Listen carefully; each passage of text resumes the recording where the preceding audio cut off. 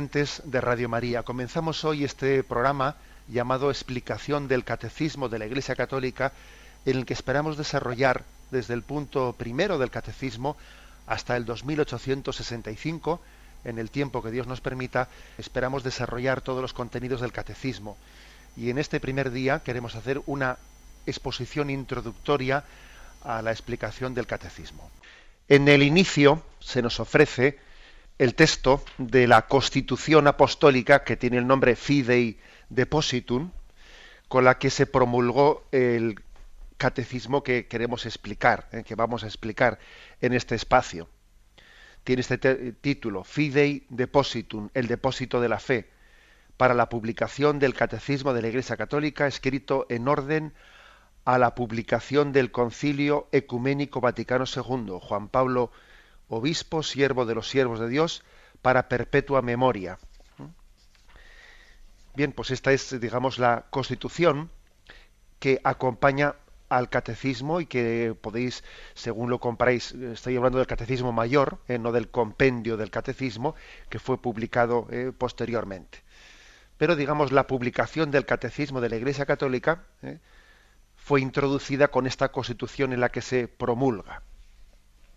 En este primer programa introductorio vamos a explicar brevemente y a comentar esta Constitución Apostólica, que dice en su primera frase que la misión que el Señor confió a la Iglesia y que ella quiere realizar en todo tiempo es conservar el depósito de la fe. Cristo le encomendó a la Iglesia la fe y le pidió que la guardase virginalmente, pero por otra parte que no la enterrase, sino que la difundiese.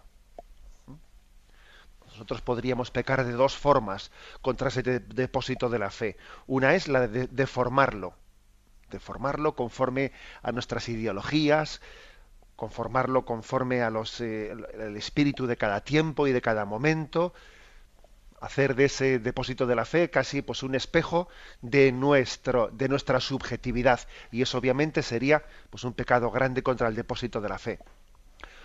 Otro pecado posible sería el de enterrarlo, como enterrar los talentos, también nos habla el Evangelio. No se ha encendido una luz para esconderla, sino para que alumbre a todos los hombres. Por lo tanto, estamos llamados a mostrar, pero al mismo tiempo no a mostrarnos, sino a mostrarle a Jesucristo. Predicar a Cristo es predicarle a Él, no predicarnos a nosotros mismos, ¿no? Creo que los que somos predicadores muchas veces tenemos que dirigirle esta oración al Señor. Señor, que yo te predique a ti, que no me predique a mí, que sea instrumento tuyo para proclamar el depósito de la fe. Bien, pues podríamos decir que decimos con precisión que este es el catecismo del Concilio Vaticano II. Ese Concilio Vaticano II que fue inaugurado por Juan XXIII y que tenía como propósito y deseo hacer patente la misión apostólica y pastoral de la Iglesia y conducir a los hombres de todos los tiempos, ¿no?, al resplendor de la verdad. Juan XXIII, a esa asamblea del Concilio Vaticano II, le dio como principal tarea la de conservar y explicar mejor el depósito de la fe, con el fin de hacerlo más accesible a los fieles cristianos y a todos los hombres. Pero lo hizo de una forma especial. No debía de comenzar el concilio por condenar los errores de la época, como habían hecho otros concilios. Muchos concilios fueron convocados para dar respuesta a los errores de la época. Por ejemplo, el Concilio de Trento, etcétera. Pues que había ocurrido la Reforma Protestante y entonces el Concilio de Trento se convoca para responder a esos errores y para renovar también la vida de la Iglesia. Pues, Juan XXIII tuvo la intuición de que el Concilio Vaticano II no fuese convocado tanto contra unos errores, sino que debía dedicarse a mostrar serenamente la fuerza y la belleza de la doctrina de la fe. Confiamos que la Iglesia, decía él, iluminada por la luz de este Evangelio, de este concilio, crecerá en riquezas espirituales, cobrará nuevas fuerzas y mirará sin miedo hacia el futuro. Debemos dedicarnos con alegría, sin temor, al trabajo que exige nuestra época, manteniéndonos en el camino por el que la Iglesia marcha desde hace casi 20 siglos. Ese fue su propósito. Fueron 4 años de Concilio Vaticano II, y en los cuales se elaboraron un conjunto considerable de exposiciones doctrinales y de directrices pastorales ofrecidas a la Iglesia. Se ha dicho que el Concilio Vaticano II no fue un concilio dogmático, sino que fue un concilio pastoral, pero lo cierto es que hay de todo, hay documentos que son más de tipo dogmático, como por ejemplo el Lumen Gentium, la Constitución sobre la Iglesia, y otros más de contenido pastoral, sobre cómo organizar la vida de la Iglesia en su trabajo. O sea que podríamos decir que las dos cosas, ¿no? Exposiciones doctrinales y directrices pastorales ofrecidas por la Iglesia, según dice aquí Juan Pablo II en esta Constitución Apostólica Fidei Depositum. Bueno, pues ocurrió lo siguiente, que pasados 20 años de la clausura del Concilio Vaticano II, se clausuró en 1965, pues en 1985 el Papa Juan Pablo II convocó un sínodo eclesial, un sínodo, bueno, pues para convocar, con ocasión del 20º aniversario, para tomar el pulso, podríamos decir, ¿no? Tomar el pulso a cómo iba la marcha, la recepción del Concilio Vaticano II 20 años después, profundizando sus enseñanzas para una más perfecta adhesión y promoviendo el conocimiento y la aplicación de los documentos conciliares. Bueno, pues ocurrió que en esa asamblea los padres del sínodo expresaron su deseo de que se elaborase un catecismo de la Iglesia Católica. Vieron como adecuado, vieron como conveniente, diciendo, bueno, ha pasado 20 años, esos 20 años también han coincidido con una crisis muy profunda, ¿no?, en Occidente, en Europa. Fijaros que el concilio se clausura en 1965 y a los pocos años ya, bueno, inmediatamente viene el mayo del 68 y toda esa revolución cultural que se produce en Europa y también en América del Norte, que hace temblar las raíces y la tradición cristiana. Y entonces el posconcilio ha coincidido con una etapa muy turbulenta, podríamos decir. Ha coincidido una etapa muy turbulenta. Y por eso los padres conciliares dicen, conviene que se escriba en este momento el catecismo de la Iglesia Católica. Después del concilio ya se habían dado otros pasos, como por ejemplo la renovación de la liturgia, el nuevo código de derecho canónico. Bueno, pues ahora faltaba para concluir esa obra, esos frutos del posconcilio, la renovación del catecismo de la Iglesia Católica. Ese es el momento, digamos que el Papa hace suya esa proposición del Sínodo de los Obispos, y en ese momento, ya al año 1986, confía a una comisión de 12 cardenales y obispos, presidida por el cardenal Joseph Ratzinger, cómo son las cosas, cómo son los misterios de Dios. Le confía a ese cardenal la tarea de preparar un proyecto del catecismo, tal y como lo habían solicitado los padres del sínodo. Se elige un comité de redacción de 7 obispos, expertos en teología y en catequesis, y comienza la redacción del catecismo. Tiene 7 borradores, a lo largo de su elaboración, 7 borradores, que son enviados a todos los obispos del mundo, y además también no solo los obispos del mundo, también son enviados a facultades de teología, a expertos en teología y en catequesis. Se reciben unas 24.000 enmiendas. Claro, alguno dirá, ¿tan mal estaba redactado? No es eso, ¿no? Sino que, fijaros que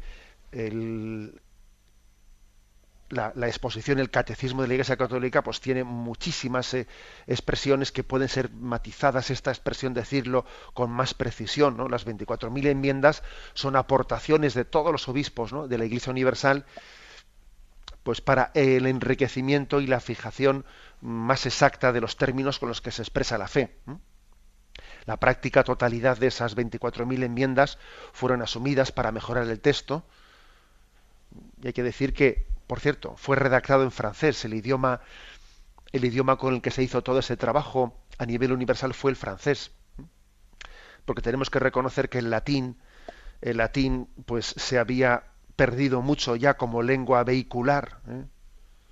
Hoy en día quizás también pues podría ser el italiano. Quizás el italiano últimamente también va siendo asumida como una lengua muy universal en el seno de la Iglesia para sus trabajos internos, etcétera. Pero fue el francés, el idioma en el que se hizo ese gran trabajo. Y bien, decir que la intención de la Iglesia fue la de hacer un catecismo mayor, redactado con la finalidad para que sus destinatarios, fuesen los responsables de la catequesis, comenzando por los obispos, confiando en que ellos ya sabrían hacerlo llegar pedagógicamente al pueblo de Dios, como por ejemplo se hace en Radio María, que tiene como un carisma fundacional, Radio María, prácticamente la difusión del catecismo de la Iglesia Católica. También es cierto que aparte de que este catecismo sea un catecismo mayor, que sea entregado a los obispos para que ellos a partir de él elaboren catecismos menores para niños, para jóvenes, etcétera, ¿no? También es verdad que la cultura ha crecido y ha ido creciendo la capacidad de recibir directamente por parte de los seglares del pueblo de Dios este catecismo. Quizás hace 60 o 70 años pues hubiesen sido muy pocos, pues por el nivel también cultural que se tenía, hubiesen sido pocos los que hubiesen podido, seglares quiero decir, los que hubiesen podido leer directamente y recibir este catecismo, pero pasados también todo, digamos, el auge cultural, etcétera, ¿no? y el acceso de las clases más populares a un nivel medio de estudios, también permite que este catecismo pues pueda ser recibido directamente por una parte muy importante del pueblo de Dios. Y es verdad que se suele decir que las iglesias particulares tienen que inculturizar el catecismo mayor pues en distintas culturas, ¿no? Pues recibir el catecismo mayor promulgado para toda la Iglesia universal y uno inculturizarlo pues en la cultura africana, y obviamente se explica la misma fe, pero ese catecismo, un poco para entendernos, se africaniza en el sentido de que se explica según expresiones y según términos y según imágenes de África. O en otro lugar, pues ese catecismo se incultura pues según el ámbito cultural de Oceanía, etcétera. Es la misma fe, pero haciendo el esfuerzo catequético también de expresarlo en los parámetros culturales de cada lugar. Pero como también hemos vivido un proceso de globalización cultural tan grande, pues que conlleva que muchos habitantes de la Tierra están recibiendo pues por parabólica la misma cadena de emisión de noticias, etcétera, etcétera, y tenemos mucho más homogeneizado, ¿no? Las formas de comunicación, y nuestra cultura es mucho más global, ¿no? que hace unas décadas. También es mucho más fácil que este catecismo mayor de la Iglesia Católica pueda ser recibido por personas de lugares muy distintos. Sin duda, pues en México o en España o en Rusia o en muchos lugares puede leerse directamente este catecismo, aun cuando todavía no haya recibido esa especie de inculturación que se suele realizar. También la globalización ayuda al acceso directo, ¿no? a poder llegar directamente a las fuentes, porque son mucho más comprensibles, ¿no? Bueno, pues este es el modo en el que nació este catecismo que nos disponemos a explicar. Hay que decir que tiene ni más ni menos 3.000 citas bíblicas, que tiene miles de citas patrológicas. Por patrología entendemos a los padres de los primeros siglos, de los primeros 5 o 6 siglos de la Iglesia, donde tenemos una gran riqueza para entender la Sagrada Escritura de cómo fue leída por los primeros padres de la Iglesia. Tiene también muchas expresiones litúrgicas citas de prefacios, de oraciones colectas. También la liturgia es una fuente de este catecismo. Tiene unas 1000 citas del Concilio Vaticano II, que sin duda alguna el Concilio Vaticano II pues es el más citado en este catecismo.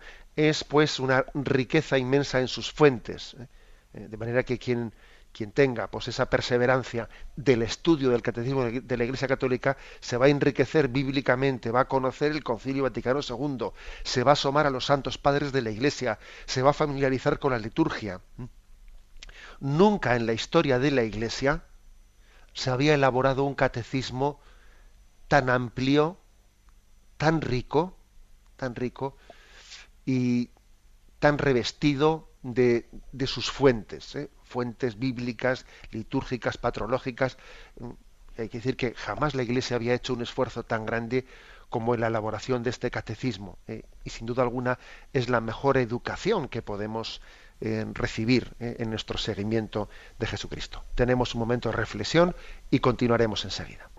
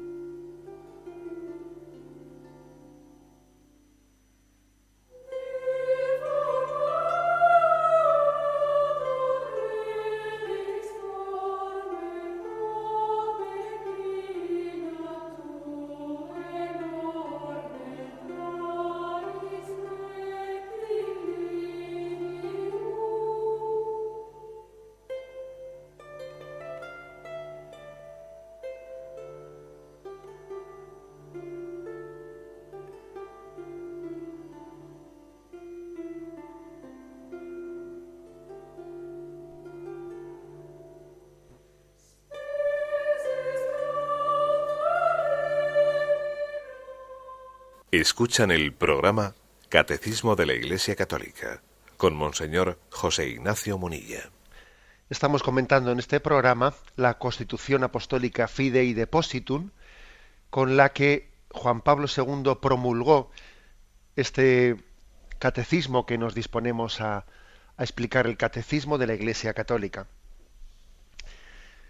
Pues bien, hay que decir que además de ese contexto que explicado por Juan Pablo II, el contexto de ese sínodo que tuvo lugar en el año 1985, en el que los padres sinodales, a los 20 años de la clausura del Concilio Vaticano II, piden al Papa que se ponga en marcha la elaboración de este nuevo catecismo. Además de ese contexto, también hay que hacer referencia a la crisis que se estaba produciendo en ese momento. Era una crisis muy fuerte. El posconcilio coincidió con una fuerte crisis en la vivencia del catolicismo. Hay que decir que la crisis era social, que no era una crisis de la Iglesia. Algunos han querido achacarle al Concilio Vaticano II la causa de esa crisis producida, pero obviamente esa acusación es injusta. El Concilio Vaticano II no provocó una crisis, sino que hay que decir que, lamentablemente, el Concilio Vaticano II, que estaba llamado pues a dar un gran fruto, a ser muy, pues yo diría que verdaderamente fructífero para la vida de la Iglesia, muy fértil, podríamos decir, pues coincidió que justamente después del concilio se produjo una gran crisis que alguno le ha podido decir, le ha llevado a decir erróneamente que ha sido el concilio el que ha provocado esa crisis, pero no es así. por desgracia, toda la potencialidad del concilio muchas veces se quedó sin desarrollar por motivo de que esa crisis de secularización tan grande, esa crisis de ruptura interior, de ruptura con las raíces, una crisis de autoridad muy grande, en todo ese movimiento del mayo del 68, impidió que el concilio desarrollase todas sus potencialidades. Hay que decir que también hubo una conferencia histórica que pronunció en el año 1983 el entonces cardenal Ratzinger en París. El título de aquella conferencia era Crisis actual de la catequesis. Y él constataba que había un fracaso en la catequesis moderna. Lamentó el error de haber abandonado el catecismo anterior, el catecismo de San Pío V, que era el catecismo que se había promulgado después del Concilio de Trento. Fijaros bien que era un catecismo que había pervivido en la Iglesia más de 4 siglos, no 4 siglos y medio. Pero se había cometido el error de haber abandonado el catecismo, de San Pío V, haberlo abandonado sin que todavía se hubiese promulgado el catecismo nuevo. Nadie lo había derogado oficialmente, pero en la práctica, después del Concilio Vaticano II, se había abandonado ese catecismo, entendiendo que tendría que hacerse uno nuevo después del Concilio Vaticano II. Y en ese ínterin de facto ser abandonado el catecismo de San Pío V y sin haberse promulgado el nuevo, pues hace referencia el cardenal Ratzinger en aquella conferencia que muchos millones de niños habían podido ser conejillos de Indias con todo tipo de experimentos catequéticos, ¿no? En los que había habido un vacío muy grande en los contenidos. Muchos esfuerzos pedagógicos, dice el cardenal Ratzinger entonces, pero que había un vacío grande en la transmisión de los contenidos. Se habían cometido errores, errores, porque también creo que es importante hacer una autocrítica, no solo hablar de la crisis social del mayo del 68, sino que también nosotros pudimos participar, ¿no?, de alguna manera de la crisis de la catequesis.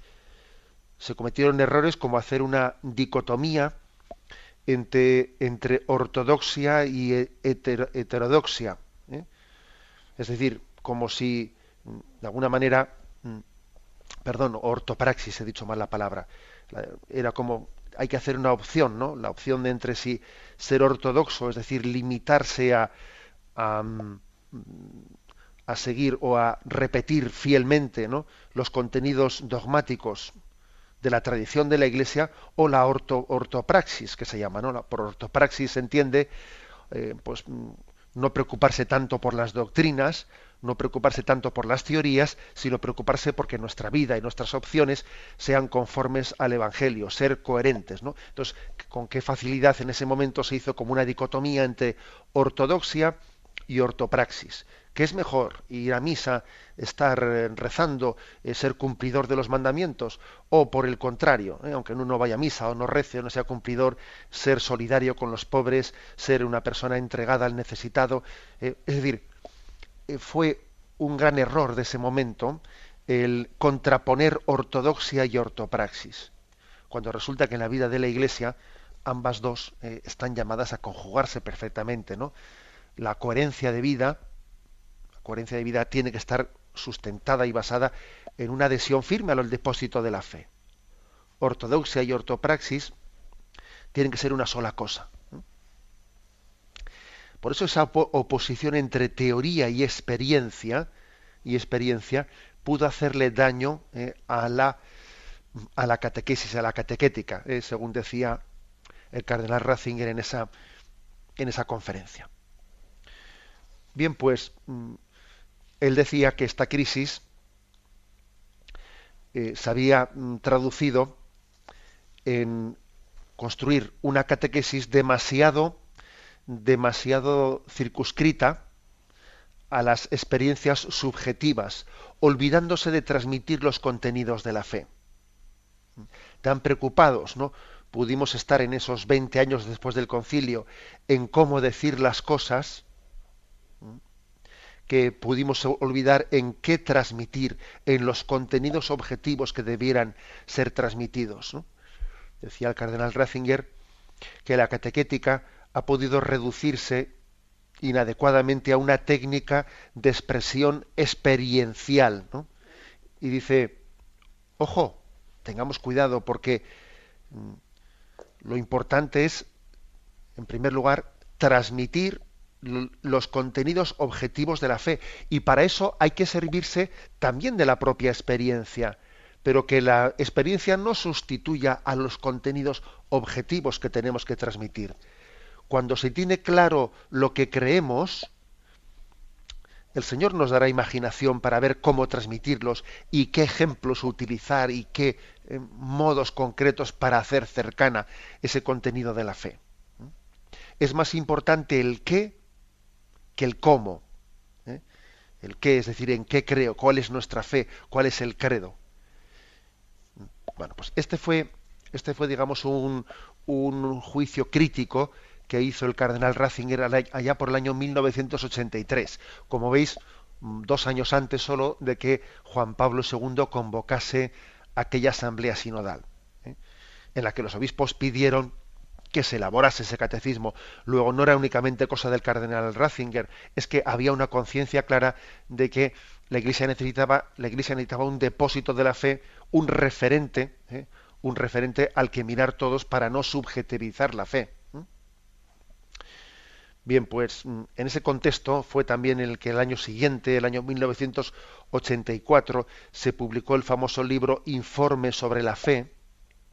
Fue un libro entrevista que tuvo muchos millones de ejemplares de difusión, Informe sobre la Fe, en el que el entonces cardenal precepto de la doctrina de la fe, manifestaba como un informe preocupante de la crisis que se había producido en el posconcilio.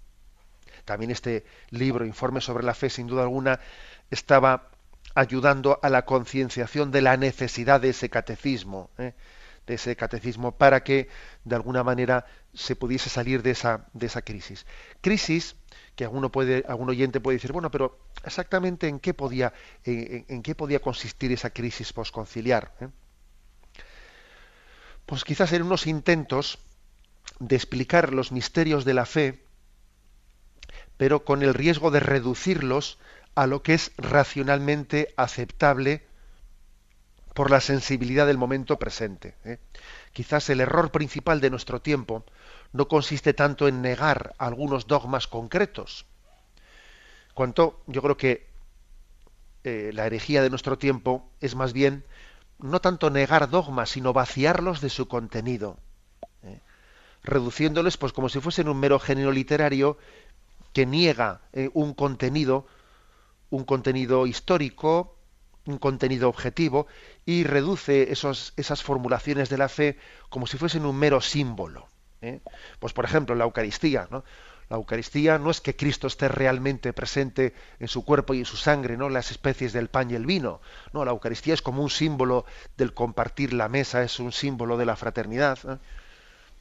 O por ejemplo, la concepción virginal. Bueno, no es que la Virgen María pues concibiese milagrosamente por obra del Espíritu Santo y sin tener relaciones con San José. Bueno, eso es pues como una especie, como un mito, ¿no? Eso es como un mito. Se trata de la concepción virginal, hay que entenderla en un sentido espiritual. María tenía un corazón virgen, en el sentido de que era un corazón totalmente de Dios, pero no hay que entenderlo históricamente.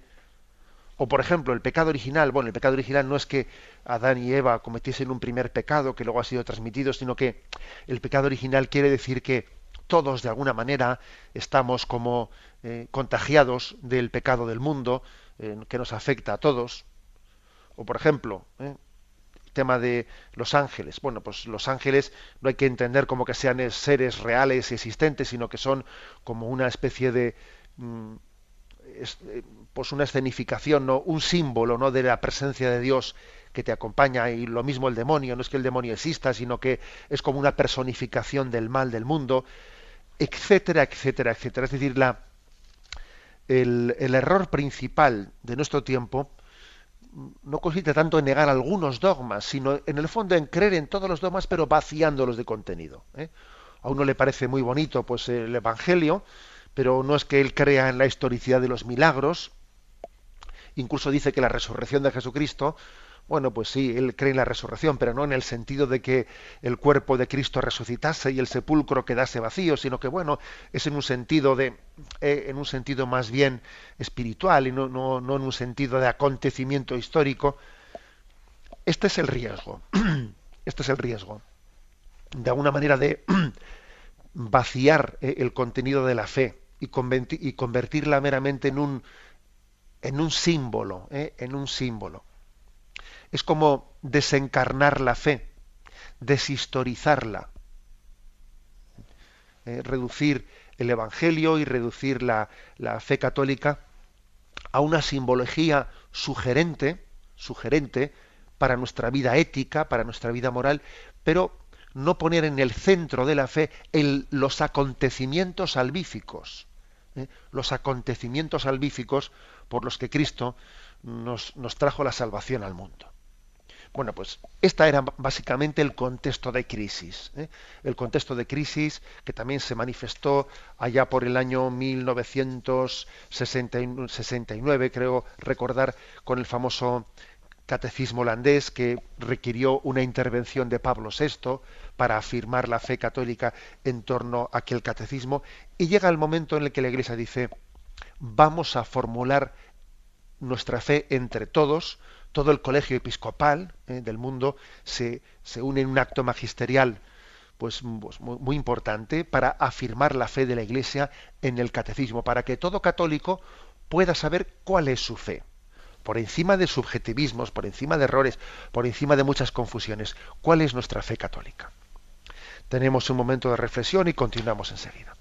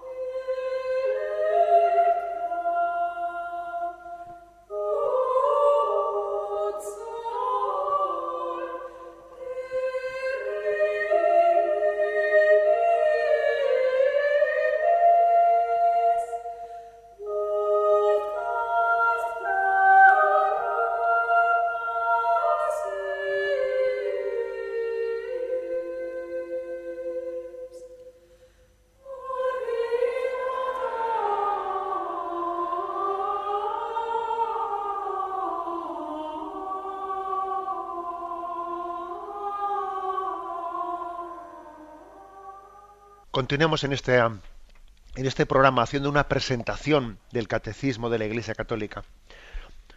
Una presentación que después, a partir de mañana, comenzaremos ya a desarrollar punto por punto. El Catecismo está dividido en 4 partes. También esta Constitución Apostólica Fidei Depositum, en la que Juan Pablo II presentaba y promulgaba el Catecismo de la Iglesia Católica, nos recuerda esto.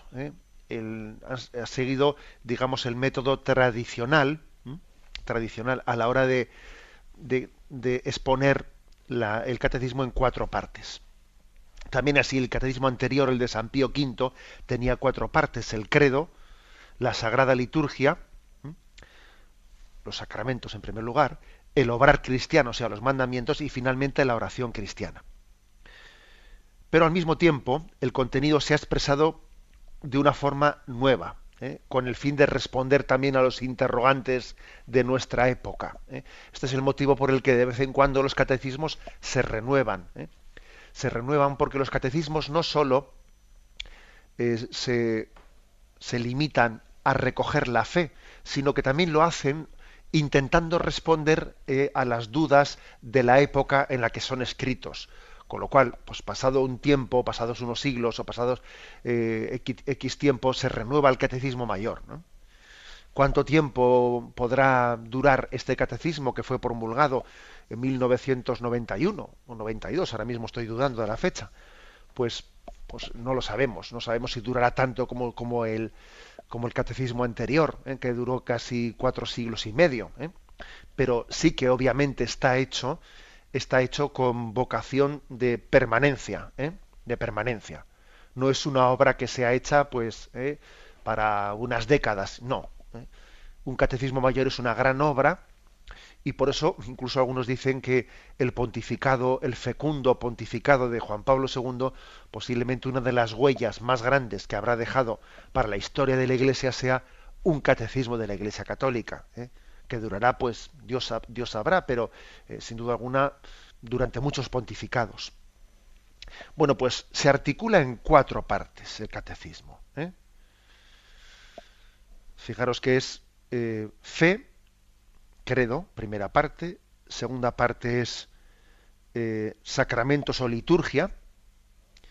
Tercera parte es mandamientos o el obrar cristiano. Y la cuarta parte es la oración. Si os fijáis en ese texto famoso de San Juan que dice: yo soy el camino, la verdad y la vida.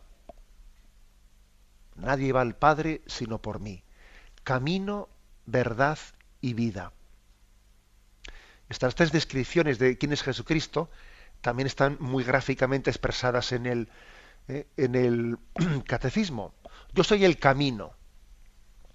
El camino para llegar a Jesucristo se refiere especialmente a la parte del catecismo de la moral, de los mandamientos, de cuál es el camino para llegar a Dios.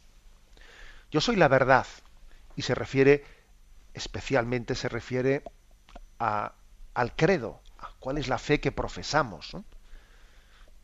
Otra parte del catecismo. Y yo soy la vida, y la vida se refiere principalmente a nuestra vida de unión con Dios, es decir, a los sacramentos, a la liturgia, a la oración también.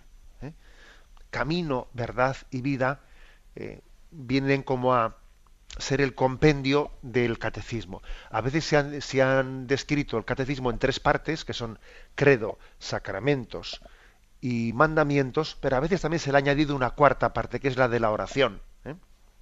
Credo, mandamientos, sacramentos y oración. La primera parte es la confesión de la fe que creemos, el credo. La segunda parte es la fe que celebramos, sacramentos y liturgia. La tercera parte es la fe que vivimos, moral y mandamientos, ¿no? Y la 4ª parte es la fe que oramos, la oración y la explicación del Padre Nuestro. Bien, pues aquí tenemos una breve explicación de cómo se ha dividido el catecismo, pero el último punto que esta Constitución Apostólica Fidei Depositum explica es: ¿y qué valor doctrinal tiene este catecismo? ¿Qué valor doctrinal? Que es una pregunta importante. Dice que se trata de una exposición de la fe de la Iglesia y de la doctrina católica, atestiguadas e iluminadas por la Sagrada Escritura, la tradición apostólica, el magisterio eclesiástico, y dice el Papa: lo reconozco como un instrumento válido y autorizado al servicio de la comunión eclesial y como norma segura para la enseñanza de la fe. Norma segura para la enseñanza de la fe. Daros cuenta de que es un acto magisterial, el de la promulgación de un catecismo, muy importante. Y máxime cuando es un catecismo que ha sido hecho no por el Papa aisladamente, sino por el Papa con todo el Colegio Apostólico, en colaboración con todo el Colegio Apostólico del mundo. Y teniendo el pleno apoyo del Colegio Apostólico, que el 98-99% de los padres sinodales pidieron que se elaborase este catecismo. La totalidad de los obispos prácticamente colaboraron con su redacción. sus 24.000 peticiones de matizaciones o de enmiendas fueron casi todas ellas admitidas, ¿no? Por lo tanto, el valor magisterial es muy grande, ¿eh? Es muy grande, ¿eh?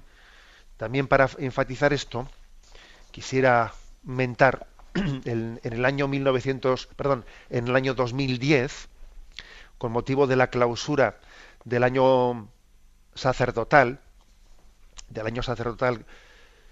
ese año que el Papa convocó en torno, ¿no?, pues a las efemérides del Santo Cura de Ars, pues en la clausura, en la víspera, esa víspera del Día del Sagrado Corazón, que era cuando se clausuraba, el Papa tuvo un encuentro en la Plaza de San Pedro con una asamblea muy grande de sacerdotes que se habían desplazado de todas las partes del mundo. Y uno de los sacerdotes, el de nacionalidad africana, que era de Costa de Marfil, le hizo al Papa una pregunta en la que en la respuesta del Papa el catecismo salió a colación, ¿no?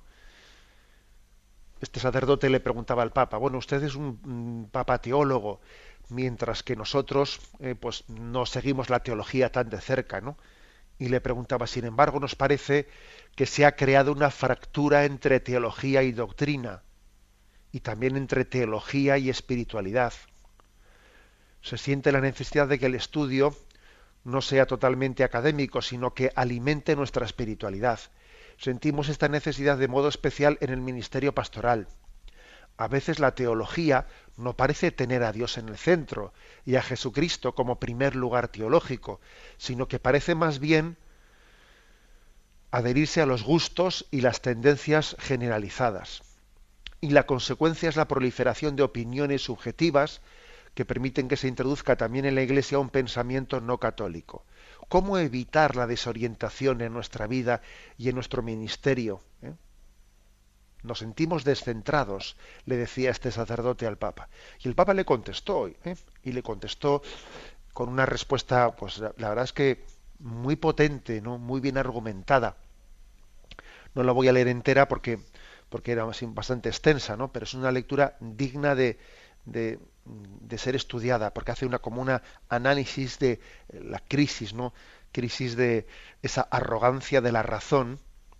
Dice Benedicto XVI que pretende tener a Dios como objeto de su estudio y no como un sujeto que te habla a ti y que te guía.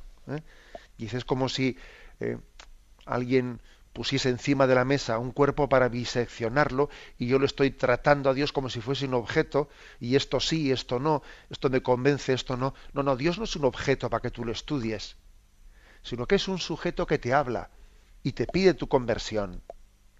Hay pues una manera racionalista de estudiar la teología que hay que purificarla totalmente, ¿no? Él habla de esas desviaciones, y al final de su explicación dice: el Papa Juan Pablo II nos dio un criterio absolutamente seguro en el Catecismo de la Iglesia Católica. Aquí vemos la síntesis de nuestra fe, y este catecismo es verdaderamente el criterio para ver a dónde va una teología aceptable o no aceptable.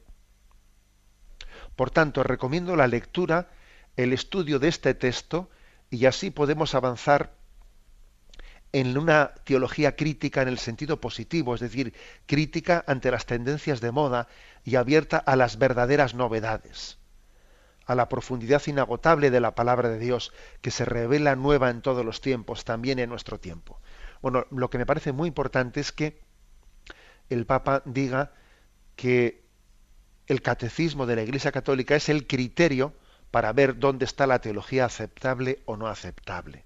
Esto es lo que queremos hacer, a partir de ahora, la explicación del catecismo punto por punto, comenzando por el primero, hasta poder concluirlo si Dios quiere.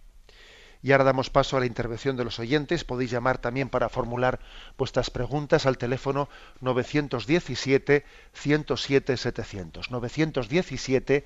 917-100. Monseñor José Ignacio Munilla. Sí, buenos días. ¿Con quién hablamos? Hola, buenos días, don José Ignacio. Adelante, Soy Alberto de Palencia. Adelante, Alberto. Y llamaba para preguntar porque oigo últimamente bastante por ahí acerca de la secularización, los males de la secularización, y se da un poco por entendido que se sabe exactamente lo que es. Y bueno, pues quería ver si nos podía explicar qué es Sí, sí. Es verdad que esa palabra se utiliza, pues, de una manera, digamos, muy generalizada, ¿eh? Y a veces algunos la confunden en el siguiente sentido, ¿eh? Un sacerdote se ha secularizado, ¿eh? Esa palabra, así digamos, canónicamente significa que al Papa, ha pedido a la Iglesia la dispensa de sus compromisos de celibato, sus compromisos de obediencia al obispo, etcétera, y si el Papa le da la secularización, tiene un permiso para dejar el ministerio sacerdotal y para casarse. Bueno, ese es un sentido de la palabra secularización. Se ha secularizado de sus votos, se ha secularizado de el sacramento del orden sacerdotal. Bien, pero generalmente la palabra se suele utilizar no en este sentido, sino en un sentido más amplio. La secularización de la cultura o de la sociedad es un desligarse de su sentido religioso. Es como hacerse autónoma, autónoma de sus raíces religiosas. Es también arrinconarle a Dios en la vida pública, es decir, el sentido religioso que forme parte de lo privado, pero que Dios no esté presente en la vida pública. A esto es a lo que se refiere, ¿no?, la palabra secularización, como una división absoluta entre lo religioso y lo profano. Lo religioso será permitido en la medida en que se viva pues en el ámbito interno, en el ámbito de la conciencia, pero sin que pretenda influir la sociedad, ¿no? Lo religioso tiene que ser algo que no influya en el devenir de la sociedad, en sus leyes, en su configuración, en su cultura. Esto es generalmente, ¿no?, lo que se entiende con la palabra secularización del pensamiento, de las costumbres, de las legislaciones, etcétera. Damos paso a un siguiente oyente. Buenos días. Hola, buenos días, monseñor. Sí, buenos días, le escuchamos. Me llamo Juan de Dios, de Zaragoza. Adelante. Mire, me gustaría que me aclarase si, bueno, en relación al uso del Papa pronunciado con relación al tema de las redes, ¿no? Yo entendí que, bueno, pues que era una herramienta importante, aunque había que tener cuidado por hacer uso, pero que era positiva o beneficiosa para extender, entre otras cosas, por el mundo, ¿no? Pero a mí en el entorno de mi parroquia, bueno, pues en el sentido de se nos ha prohibido el hacer uso de una herramienta concreta de Internet, que es el Facebook. Entonces yo me gustaría si en ese discurso del Papa pues se advierte de hacer alguna prohibición al respecto, ¿no? Porque usted también ha hablado en fin, de la importancia, ¿no?, que tiene Internet y demás. Entonces me gustaría, pues eso, que nos aclarases en ese sentido si hay que tener alguna precaución o hay alguna prohibición concreta en ese discurso. Muchas gracias. No, la verdad es que, bueno, el oyente se refiere a que, bueno, en fecha del 24 de enero, o sea, ayer mismo, se publicó el mensaje del Santo Padre pues para el Día de las Comunicaciones Sociales, ¿no?, que va a tener lugar el 5 de junio. Pero el mensaje fue publicado ayer porque es el Día de San Francisco de Sales, es también patrono de los periodistas, de los comunicadores. No, por supuesto que el Papa no habla de ningún tipo de prohibición en el uso de las llamadas redes sociales, de Facebook o del Twenty, etcétera, ¿no? Es más, el Papa dice explícitamente que debiéramos de estar presentes con una forma, con un criterio cristiano en la forma de utilización. A mí personalmente me ha llamado la atención cuando lo he leído, ¿no?, ese consejo de que estemos presentes, y también pues lo he recibido como un cuestionamiento para mí mismo, para mi persona, ¿no? Porque yo creo que el Papa lo dice por lo siguiente, es decir, obviamente tiene riesgos y tiene peligros. Y el Papa también los enumera, describe bastantes de ellos en su mensaje. Pero el Papa, cuando hace una opción muy valiente, me parece a mí, de aconsejarnos la presencia, yo creo que lo hace y además se lo pide también a los responsables en la Iglesia, ¿no? Lo hace diciendo, más vale encender una luz que maldecir las tinieblas. Es decir, es mucho mejor que estemos presentes, dando también un estilo positivo de presencia en esas redes, que no nos limitemos a añadir, a exponer sus riesgos no estando presentes. Porque claro, si nos limitamos a exponer los riesgos no estando presentes en esas redes, bueno, pues entonces, ¿qué ocurre? que aunque señalemos los riesgos, pues todos los que se asomen a esas redes, que mayoritariamente nuestros jóvenes van a estar ahí, porque son hijos de su época, no van a tener referentes positivos de cómo utilizar bien esas redes sociales. Eso es lo que dice el Papa, ¿eh? Y bueno, y creo que hay que darle un voto de confianza en su criterio, ¿eh? Los riesgos a los que él se refiere, pues especialmente son los riesgos, yo diría por una parte, riesgos de adicciones, que yo creo que eso tiene riesgos de adicciones muy grandes, y también tiene un riesgo de perder el norte objetivo, sino vivir virtualmente. No tengo amigos virtuales, ¿no? Tengo amistades virtuales, y eso te desliga de la vida real si no lo vives con un equilibrio. O sea, existe ese riesgo, pero ante esos riesgos obviamente también hay que enseñar a utilizar a nuestros jóvenes de una manera adecuada, prudente, equilibrada, pues todos esos medios. Damos paso a un siguiente oyente. Buenos días. Buenos días. Sí, buenos días, le escuchamos. Adelante. Mari Carmen de Madrid. Adelante.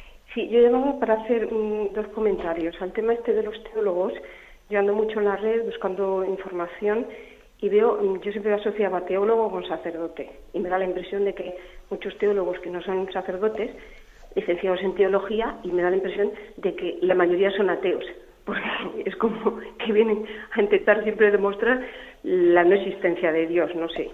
Y después hay otros sacerdotes teólogos, porque yo los sigo, y que me parece que son siempre los que salen en la prensa, los que puedes conseguir en periódicos digitales, internet y demás, que son siempre los disidentes. Que yo a veces me planteo, digo, si no están de acuerdo en casi nada, porque, bueno, pues como los protestantes, que hagan su propia iglesia y ya está. Entonces, si no aceptan nada de lo que se dice, o parte o del dogma, pues yo no sé exactamente cómo son sacerdotes y teólogos. Y después otro tema del catecismo de la Iglesia Católica que es sorprendente. Yo también sigo hace bastante tiempo, desde hace 5 años por internet, el tema de los anglicanos, que de la Iglesia de Inglaterra, disidentes de la Iglesia predominante en Inglaterra en este momento, que son los que han pedido su integración en Roma, y resulta que desde que salió el catecismo de la Iglesia Católica, es lo que ellos enseñan en la catequesis de la Iglesia anglicana, esta la oficial. O sea que como ellos no tienen tampoco, están perdidos con este tema del catecismo, han incorporado precisamente el catecismo de la Iglesia Católica, pero ya desde hace años. O sea que me parece que esto es algo muy importante y que es necesario que se sepa. Nada más y muchas gracias. Así es. Sin duda alguna, un criterio, ¿no?, que se está utilizando en ese diálogo con muchos miembros de la Iglesia anglicana y que están pasando, ¿no?, entrando en la Iglesia Católica a través de unos vicariatos especiales, ¿no? Es decir, esos hermanos nuestros que han sido anglicanos hasta ahora mismo, ellos han dicho, mi fe es esta, la que está recogido en este catecismo de la Iglesia Católica, porque un gran drama en las iglesias reformadas es que al no tener un magisterio común, pues ocurre que dentro de las iglesias protestantes hay cientos de credos contradictorios, que no coincidentes, porque falta un magisterio que nos dé unidad, que les dé unidad, ¿no?, en la confesión de la fe. Que eso es obviamente lo que la Iglesia Católica ha vivido desde el primer siglo, un magisterio de unión y comunión en la confesión de la fe. Por eso ha habido muchos obispos, incluso anglicanos, sacerdotes muchísimos más y fieles, que han entrado en la Iglesia Católica diciendo: este catecismo de la Iglesia Católica, esta es mi fe. Aquí lo veo recogido, ¿no? Mientras que fuera de la Iglesia Católica no existe un magisterio que recoja esa integridad de la fe. Y con respecto a lo primero que ha dicho la oyente, pues es verdad. Es decir, existe hoy en día un pequeño coro, ¿no?, de teólogos disidentes del magisterio de la Iglesia, pero que tienen una resonancia muy grande, tienen un eco mediático muy grande, claro. Si yo mando mañana para su publicación en El País o en El Público, en determinado periódico, lo que sea, si yo mando un artículo, ya les digo yo que no me lo van a publicar. Pero si lo manda determinado teólogo que esté enfrentándose contra el Papa, etcétera, va a tener allí una página. Y es curioso que especialmente los medios más anticlericales y más antieclesiales se les da un eco tremendo a este tipo de teólogos disidentes, que en la vida de la Iglesia la verdad es que tienen muy poca presencia, y tienen muy poca escuela y poco fruto detrás de ellos, pero sin embargo tienen una un escaparate muy grande en los medios de comunicación, especialmente anticlericales, paradójicamente, ¿no? Yo a estos teólogos les diría aquella famosa frase de Unamuno, ¿no? Que Unamuno fue a un mitin y intervino dijo una cosa pues, que no era de otro mundo, y de repente le pegaron un aplauso tremendo, que se quedó sorprendido del aplauso, y él dijo: ¿contra quién me aplauden? Porque yo creo que ese aplauso, más que en favor mío, ha sido en contra de alguien. Exactamente, a estos teólogos les diríamos: ¿contra quién te aplauden? Porque en el fondo no les interesa lo que dices tú, sino les interesas tú como un ataque a la Iglesia Católica, ¿eh? Bien, tenemos el tiempo cumplido. Me despido con la bendición de Dios Todopoderoso, Padre, Hijo y Espíritu Santo. Alabado sea Jesucristo.